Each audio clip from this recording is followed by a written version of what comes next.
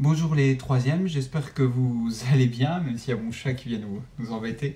Voilà, donc aujourd'hui on va poursuivre le cours sur la décolonisation. Je vous rappelle qu'au départ on avait une double problématique, donc dans un premier temps comment les pays colonisés obtenaient leur indépendance, et dans un deuxième temps, pardon, excusez-moi, c'est mon chat qui m'embête. Et dans un deuxième temps, donc, quelles sont les difficultés du coup de ces nouveaux États une fois qu'ils ont été décolonisés. Alors, petit rappel, pour voir, normalement, vous aviez dû copier le petit 2 du coup sur l'accès à l'indépendance dans le reste du monde. Au niveau de votre cours, vous devez en être là.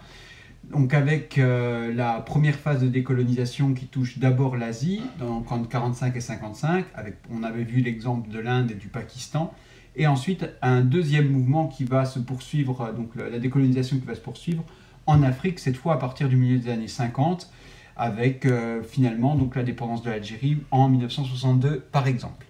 Alors, aujourd'hui, on va donc s'intéresser à la deuxième partie de notre problématique. Quelles sont les difficultés de ces nouveaux États une fois qu'ils ont atteint l'indépendance?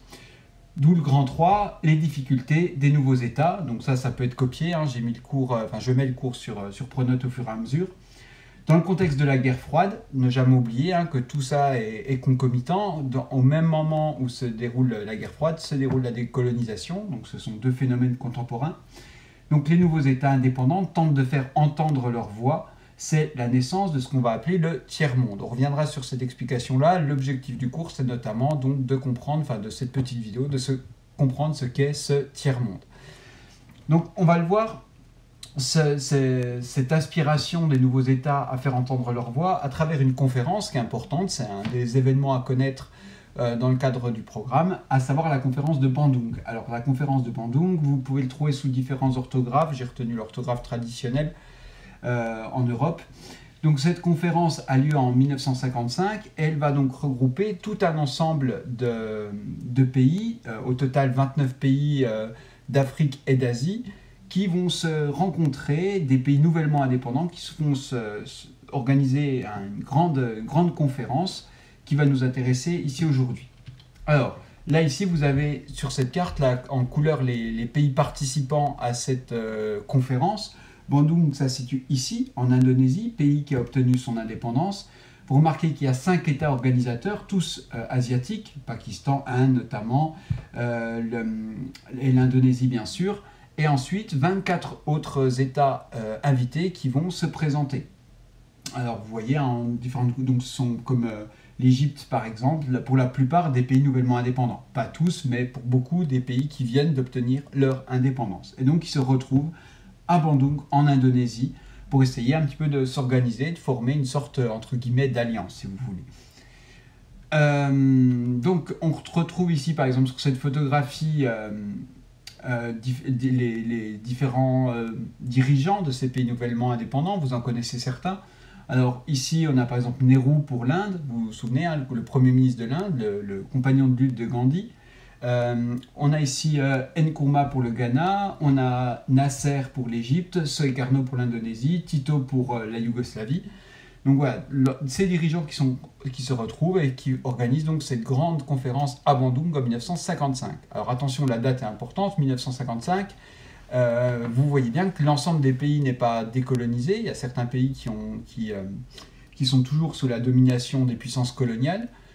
Que ce soit par exemple, là on a vu, la guerre, c'est les débuts de la guerre d'Algérie en fait, quand a lieu cette conférence, et d'ailleurs le FLN va envoyer à Bandung une délégation des représentants pour représenter entre guillemets l'Algérie, même si l'Algérie n'a pas encore obtenu son indépendance à ce moment-là.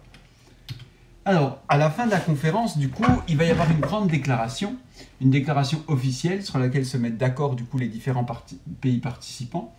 Bon, j'ai décidé, j'aurais pu vous donner les questions à faire comme ça, mais j'ai décidé de passer un petit peu là-dessus, on va les faire ensemble ici en vidéo. Comment la colonisation est-elle qualifiée par ce communiqué final de la conférence de Bandung? Donc cette conférence, elle définit très clairement, et sans surprise, le colonialisme comme un mal. On vous parle d'assujettissement de l'étranger et la domination et l'exploitation. Donc dans un premier temps, les pays du coup qui se retrouvent à Bandung, qui sont des pays qui viennent d'obtenir leur indépendance, sans surprise, dénoncent la décolonisation. Quels sont leurs arguments pour dénoncer cette colonisation, pardon, on voit, ils expliquent que c'est une négation des droits fondamentaux de l'homme et contraire à la Charte des Nations Unies. C'est intéressant parce que du coup, on voit ici qu'en fait, ils réutilisent en quelque sorte les déclarations de principe des puissances occidentales, comme la Déclaration des droits de l'homme ou lors de la création de l'ONU, la Charte des Nations Unies, pour dire justement, vous devez appliquer vos propres principes. Et si vous voulez être en accord avec vos principes, il faut accepter la décolonisation. Quelle est l'attitude des pays présents à Bandung vis-à-vis des pays encore colonisés? Alors, la déclaration est très claire. La conférence donc déclare qu'elle appuie la cause de la liberté et de l'indépendance de ces peuples. Autrement dit, on va apporter notre soutien et notre aide aux pays encore colonisés dans leur lutte pour obtenir l'indépendance. Et ils diront aussi qu'ils vont faire appel aux puissances intéressées pour qu'elles accordent la liberté et l'indépendance. Donc autrement dit, ça peut être faire pression diplomatiquement sur la France pour, par exemple, qu'elle accepte l'indépendance de l'Algérie. Donc on voit ici des déclarations qui vont marquer l'opinion internationale, mais finalement, donc, il y a un vaste retentissement mondial. On entend beaucoup parler de cette conférence. Les pays sont pour beaucoup les dirigeants sont mis en avant sur la scène internationale, mais finalement, il y a peu d'effets concrets dans l'immédiat.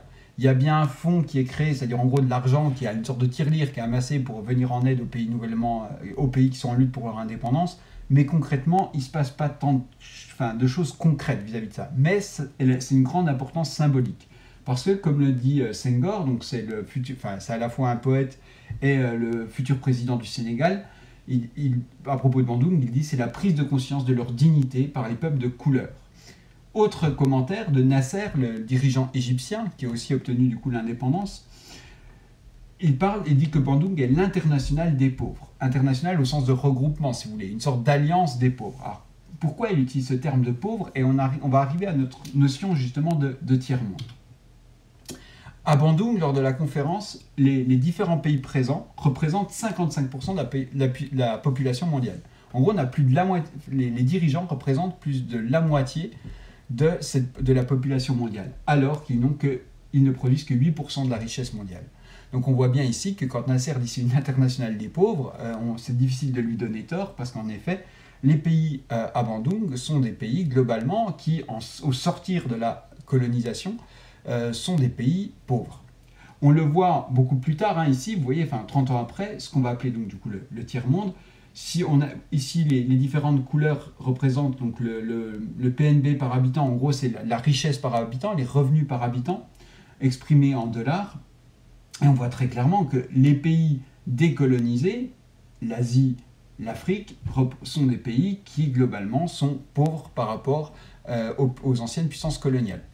Donc, du coup, on va retenir cette expression de tiers-monde. Alors, sur le tiers-monde, pour désigner donc ces pays pauvres, pour la plupart nouvellement indépendants, et qui souhaitent un petit peu se faire entendre, l'expression tiers-monde, j'ai raconté par le passé des bêtises aux élèves, parce que pour moi, tiers-monde, c'était donc qu'il restait un tiers, c'est-à-dire que le premier tiers, c'est par exemple les États-Unis et leurs alliés, dans le contexte de la guerre froide. Le deuxième tiers, ce serait l'URSS et ses alliés. Et on aura un troisième tiers qui serait donc ces pays du tiers-monde. En fait, les inventeurs de l'expression tiers-monde, en fait, ils font référence non pas à la guerre froide, mais ils font référence aux tiers-États.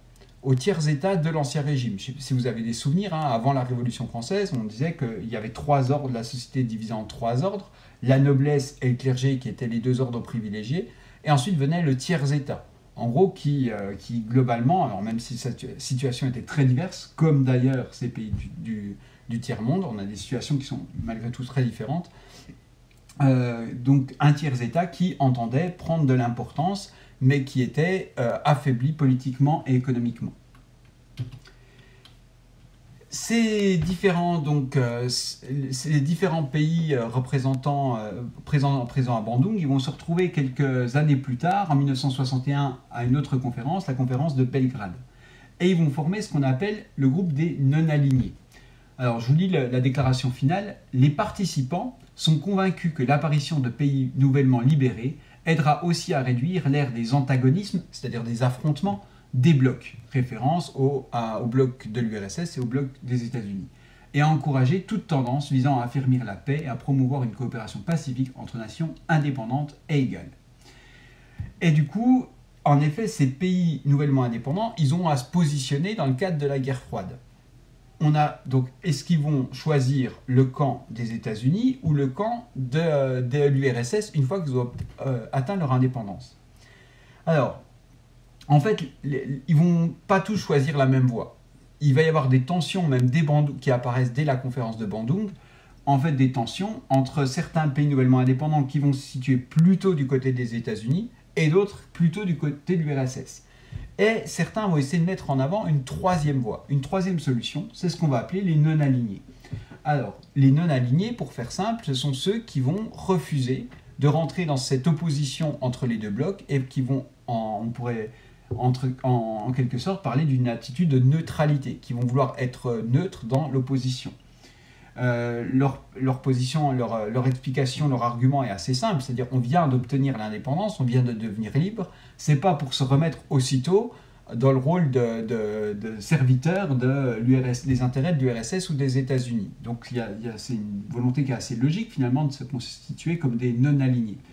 Le petit dessin ici, je ne sais pas si vous voyez à quoi il fait référence, c'est un conte, le conte de Hamelin, qui est un conte allemand très ancien, qui date du Moyen-Âge. C'est l'histoire du joueur de flûte. Je ne sais pas si ça vous dit quelque chose. Donc, je ne vais pas avoir le temps ici de refaire le conte, parce que sinon ma vidéo dure trop longtemps et après ça ne tient pas sur YouTube. Donc du coup, mais voilà, c'est une référence à un conte avec les rats qui suivent du coup les joueurs de flûte qui sont représentés ici par l'URSS et les États-Unis, sachant que dans le conte, les rats sont ensuite noyés. Sauf quelques-uns, voilà, qui prennent une attitude de non-alignés, qui refusent de suivre les États-Unis ou l'URSS. Alors du coup, il nous reste la trace écrite avec les définitions ici. Donc je reprends les définitions de tiers-monde et de non-alignement. La trace écrite, c'est donc ce que vous devez copier dans votre cahier. C'est disponible sur Pronote. Et voilà, on se quitte là-dessus, en espérant avoir été assez clair sur donc ces difficultés qui marquent ces pays nouvellement indépendants et le rôle des non-alignés. Voilà, je vous souhaite une bonne journée et à bientôt. Au revoir.